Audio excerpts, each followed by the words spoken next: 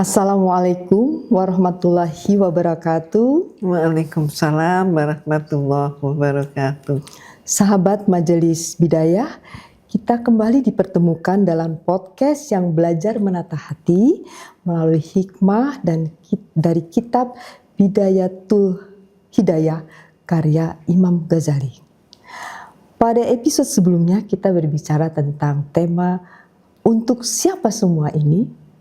Bagaimana manusia sering lupa meluruskan tujuan hidupnya kepada Allah. Dan hari ini kita melanjutkan pembahasan dengan tema yang sangat penting, awal segala amal. Karena sebelum amal besar dilakukan, sebelum ibadah dikerjakan, sebelum seseorang berbicara atau bertindak, ada sesuatu yang lebih dulu bekerja di dalam hati, yaitu niat. Dan telah hadir bersama kita guru kita semua, Umi Haja Irena Handono. Assalamualaikum warahmatullahi wabarakatuh, Umi. Waalaikumsalam warahmatullahi wabarakatuh. Alhamdulillah. Lanjut, Umi. Alhamdulillah, semoga Allah menjadikan pertemuan kita ini sebagai amal yang ikhlas dan menjadi pengingat bagi kita semua. Benar, Umi. Umi, pertanyaannya, mengapa dalam Islam niat begitu penting sampai sering disebut sebagai awal segala amalan? Ya, karena amal itu dimulai dari hati. Sekali lagi, kalau kita berbicara tentang hati, mana yang dimaksud dengan hati? Apakah liver itu hati? Nah, yang tidak kelihatan seperti ini seringkali orang kalau bukan karena iman dia nggak paham. Imam Al-Ghazali dalam Bidayatul Hidayah menekankan bahwa sebelum seseorang bergerak, bahkan sebelum seseorang itu berbicara, bekerja, atau beribadah, hatinya sudah lebih dulu menentukan arah. Benar kan? Maka Rasulullah juga mengajarkan, sesungguhnya amal itu tergantung niatnya. Artinya nilai amal bukan hanya dilihat dari besar kecilnya perbuatan, tapi dari tujuan dibalik perbuatan itu. Jadi Umi, ini berarti kalau dua orang melakukan amal ibadah, itu berarti belumlah sama ya keduanya ya, karena nilainya pasti berbeda di sisi Allah. Tergantung tadi niat di dalam hati. Betul sekali. Gimana itu? Misalnya dua orang sama-sama bersedekah nih, nilainya sama juga 50 juta misalnya. Dua orang ini bersama 50 juta. Tapi yang satu karena ingin membantu orang dan ingin mencari ridha Allah, bantu dan cari ridha Allah. Yang satunya lagi supaya dipuji bahwa dia adalah seorang dermawan. Berbeda ya, Umi ya. Secara lahir sama, tapi hati mereka berbeda. Dan Allah melihat hati manusia. Padahal dia pengennya dipuji dermawan. Loh, kalau kita pisahkan kata itu, dipuji dan dermawan. Dermawan, jadi orang dermawan kan orang baik. Iya, dermawan baik. Ya enggak baiknya itu karena dia pengen disebut dermawan, pengen dipuji, itu loh. Jadi maksudnya Umi gini, kalau kita memberi, itu kan otomatis memang ada rasa senang ya Umi ya. Senang kita bisa membantu orang gitu ya. Tetapi kita sekaligus senang juga kalau dipuji. Ya itu yang belum benar. Jadi dihilangkan. Bagaimana itu maksudnya? Tadi kita sudah dibentengi dengan apa? Niat ikhlas karena oke. Allah. Balik Lillah. lagi ya. Kemudian orang dikasih 50 juta. Alhamdulillah Ibu, banyak terima kasih. Alhamdulillah saya sudah bebas dari hutang karena Ibu. Terus jawab aja, Alhamdulillah. Apa yang saya berikan ini adalah benar-benar dari Allah. Saya mendapatkan karena Allah memberikan. Maka semoga bermanfaat. Oke. Libatkan Allah Umi ya saat itu ya. Jadi dari Allah. Bukan ya karena aku, kalau ndak aku kamu mati kamu. Nah ini itu kan beda. Jadi kita senang ya kan, dia senang. Kita pun juga senang. Kita karena Allah, rezeki dari Allah, kita bisa membantu dia. Yang berarti bantuan itu datangnya dari siapa? Dari Allah. Dari Allah. Iya. Kita hanya digerakkan. Kita pelaksananya Allah. Ini loh. Oke. Jadi bukan sebagai kita yang besar di situ pelaksananya ya Umi ya, bukan kita. Kita siapa? Ya kita hanya hambanya. Gitu. Percaya ya. Jadi Umi maaf. Jadi bila bisa seseorang memberi amal soleh tadi, sedekah itu bisa kehilangan nilainya di mata Allah. Awas Bisa kehilangan hati-hati. ya. Misalnya ada cerita itu kan. Jadi ada seorang gadis desa yang sangat miskin, terus ayahnya sakit, maka kemudian ada orang yang mau membantu, tapi punya niat, aku bantu, aku cukupi semuanya, dan dia akan terikat kepadaku, maka aku ingin menikahi dia. Tujuannya itu. Tujuannya ada komanya Umi. Nah itu kan mau bantu, Bagus kan? mau bantu bagus lah. Niatnya untuk apa? Menikahi. Menikahi. Nah ini anak bagus. Oke. Jadi kan ada pamrihnya. Bukan karena Allah membantu, Bukan karena karena manusia Allah. ya, karena keinginan dia ya.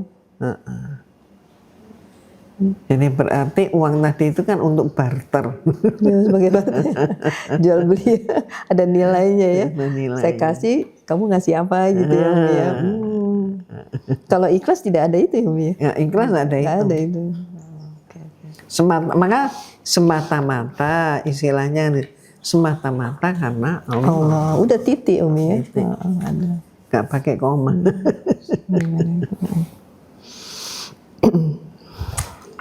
Umi tandaskan dikit ya. Kadang manusia terlalu sibuk dengan penampilan amal nih, tapi lupa menjaga hati. Misalnya apa? Belajar agama, bagus kan? Bagus. Cuman kok pengen terkenal? Nggak boleh Umi ya. Nggak boleh. Ada terbetik. Ya, belajar agama supaya apa? Menjadi hamba Allah yang baik. Udah. Belajar agama semata-mata karena Allah. Jadi kalau menjadi hamba Allah yang baik kan benar nih niatnya. Bisa taat kita kan. Nah ini kok jadi terkenal. Iya.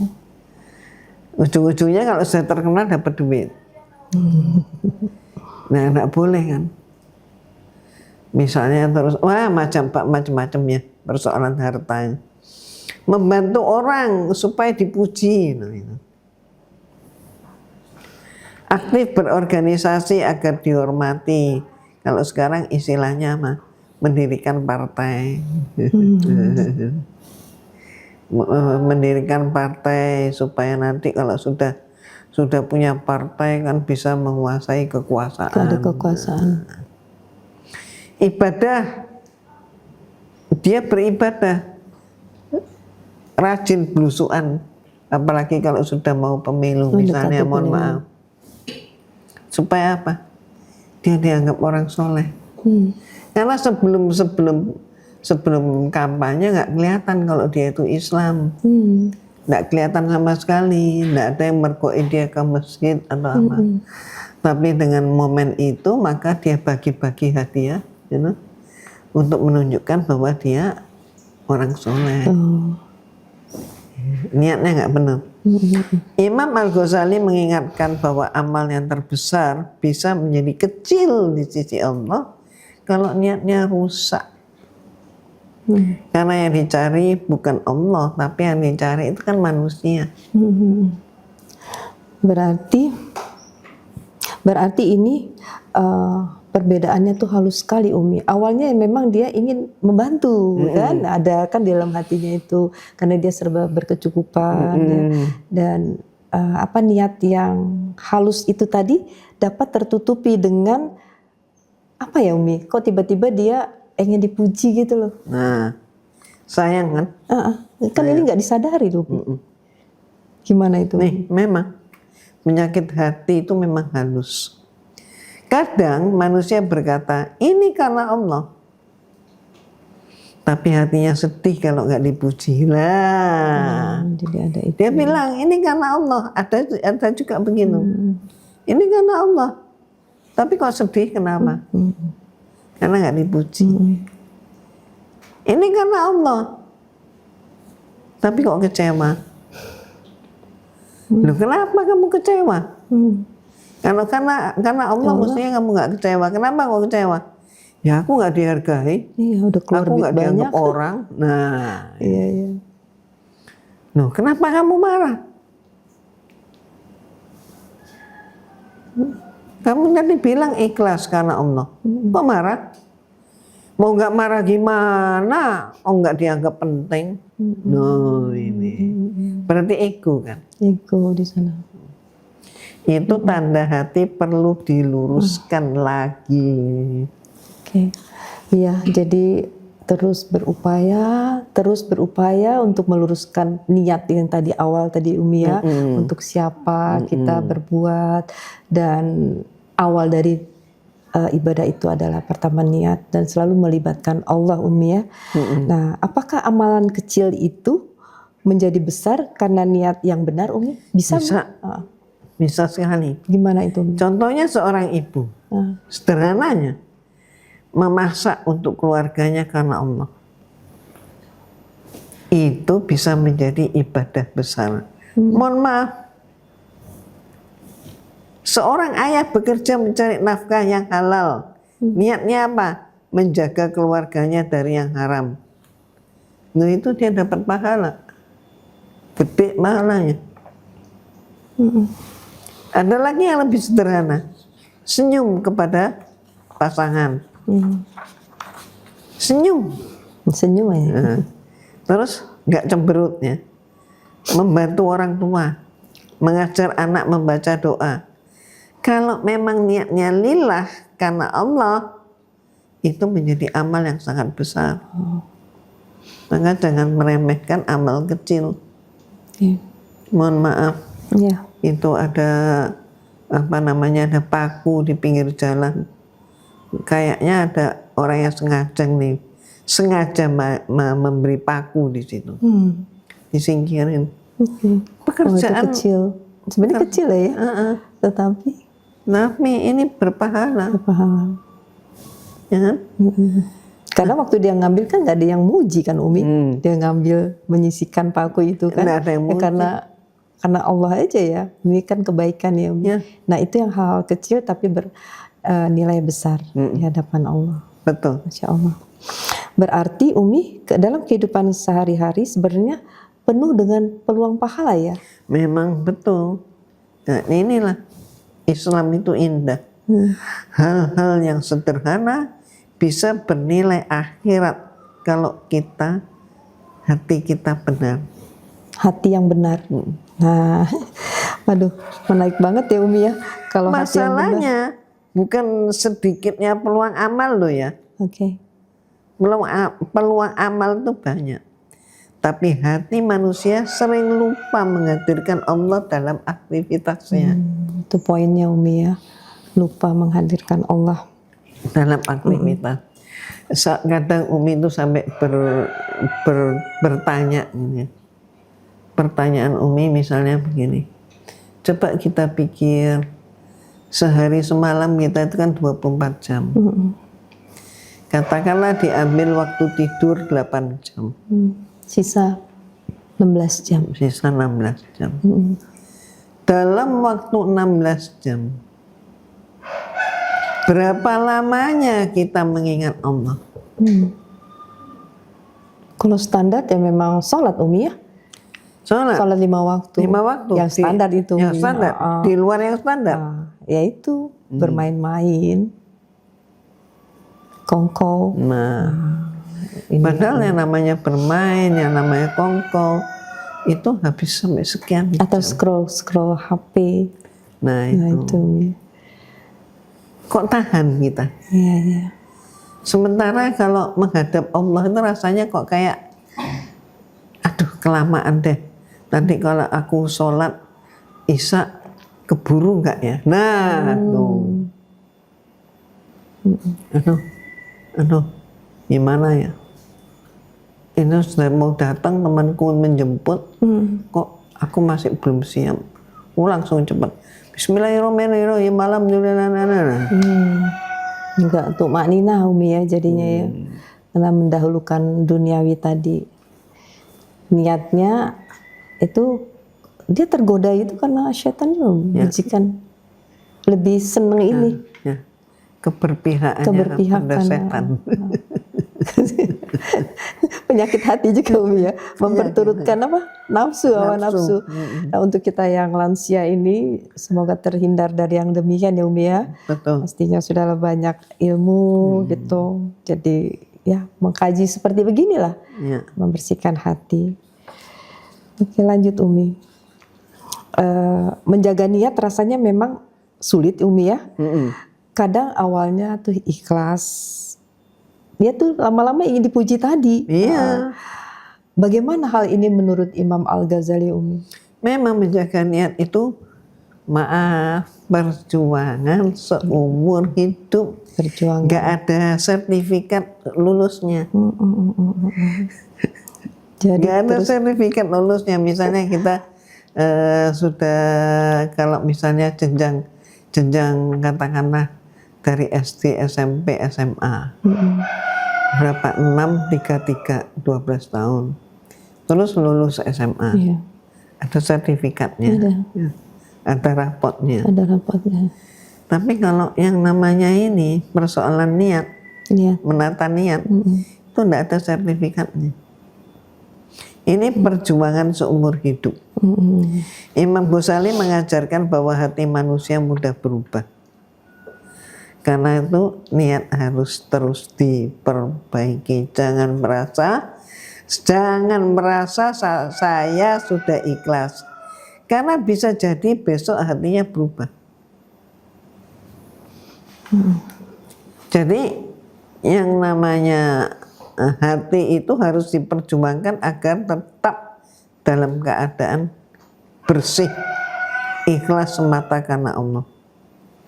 Maka orang soleh dulu sering memeriksa dirinya. Bagaimana kalau orang soleh memeriksa dirinya? Antara lain dia bertanya kepada dirinya, apakah aku melakukan ini karena Allah? Apakah aku kecewa karena manusia? Apakah aku lebih senang dipuji manusia daripada dilihat oleh Allah? Itu harusnya terus didengungkan di dalam hati diri kita sendiri, dipertanyakan Umi ya. Apalagi kalau kita mau buat satu program atau kegiatan, gitu ya Umi ya. Jadi bukan hanya niat ini diperiksa sekali saja ya Umi ya. Jadi terus menerus itu tadi Umi ya. Karena memang kita lemah Umi ya. Dijaga. Niat itu dijaga sepanjang usia kita.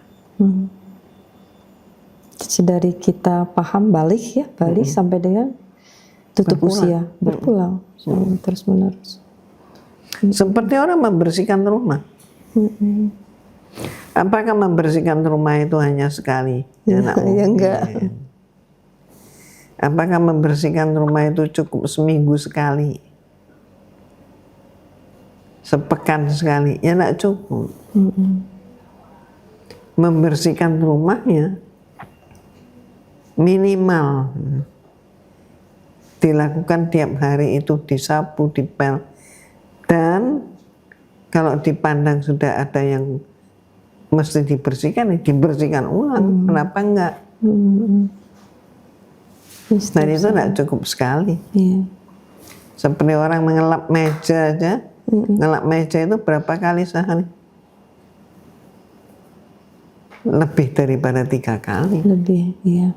Tiba-tiba naruh teh manis, ada tumpah, masa didiamin Umi? Masa didiamin? Iya. Nggak mungkin. Cepatnya. Nah, begitu juga kita dalam merawat niat. Kalau hal ini diterapkan, niat ini dalam keluarga, gimana Umi? Nah, memang Caranya melihat. memang sangat penting. Sangat penting dipraktekkan dalam keluarga. Kenapa? Kadang orang tua mendidik anak bukan karena Allah, tapi karena gengsi. Karena ingin anak terlihat hebat di mata manusia. Ada lagi istilahnya, karena anak itu dianggap sebagai investasi. Jadi orang investasi gimana? Ada ininya, profitnya ini nanti ya. Ya, jadi pakai hukum dagang. Iya. Ayolah kita murnikan, ikhlas karena Allah. Iya. Mau dibalas sama anak, alhamdulillah. Nggak dibalas, ya alhamdulillah. Nggak apa-apa.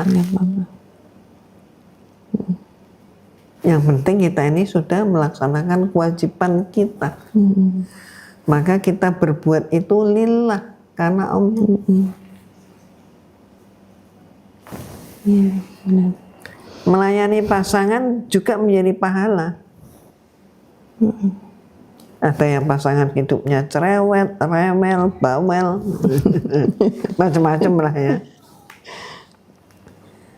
Memaafkan itu menjadi kemuliaan. Lihat rumah tangga Rasulullah SAW.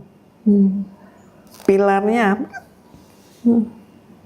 Yang membuat beliau itu demikian tegak, tegar, dan menjadi suami idaman sepanjang masa. Rumusnya apa? Antara lain kemampuan memaafkan. Tadi ya, memaafkan. Dan beliau selalu mendasari dengan ikhlas. Nah, oke.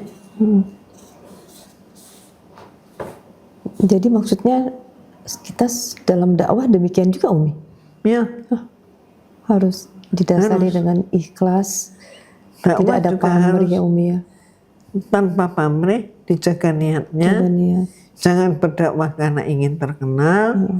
Jangan mencari ilmu supaya dipandang orang alim. Dan Imam Al-Ghazali sangat keras mengingatkan tentang ulama yang mencari dunia dengan ilmu agama. Ada nggak? Ada. Banyak Umi. Karena ilmu agama itu jalan menuju Allah, bukan alat mencari kemuliaan dunia. Okay. Baik Umi, kalau hari ini pesan khusus untuk para lansia Umi? Apa Umi? Jadi ada beberapa hal yang mari kita ingat ya. Jangan merasa terlambat untuk memperbaiki niat. Berapapun usia kita. Kadang di usia tua manusia baru mulai sadar bahwa ternyata dunia tidak dibawa mati. Jangan sampai kesadaran ini terlambat datang. Lebih baik sejak muda sudah paham. Okay.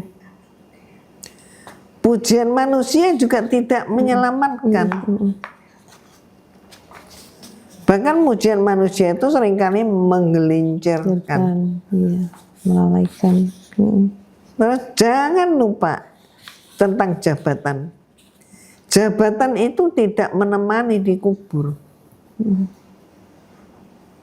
Yang menemani kita di kubur adalah bacaan Al-Quran kita. Yang tetap melekat pada kita adalah amal perbuatan kita, amal ibadah kita. Apa-apa yang kita cintai meninggalkan kita. Harta nggak dibawa masuk ke liang lahat. Ya kan?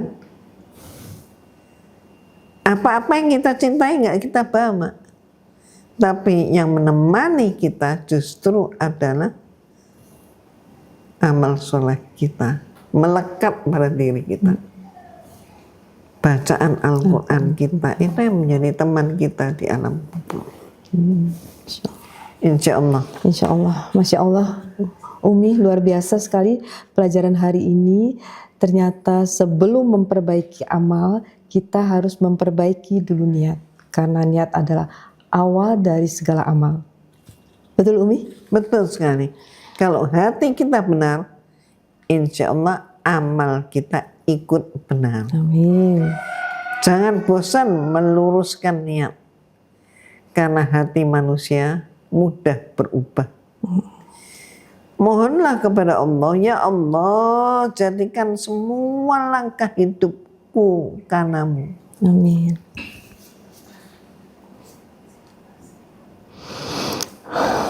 Terima kasih banyak Umi Haja Irina Handono atas ilmu dan nasihatnya.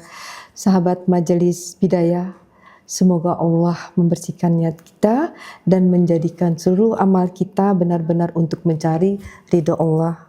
Saya Dr. Gigi Murni Hayati undur diri, mohon pamit. Wassalamualaikum warahmatullahi wabarakatuh. Waalaikumsalam warahmatullahi wabarakatuh. Alhamdulillah.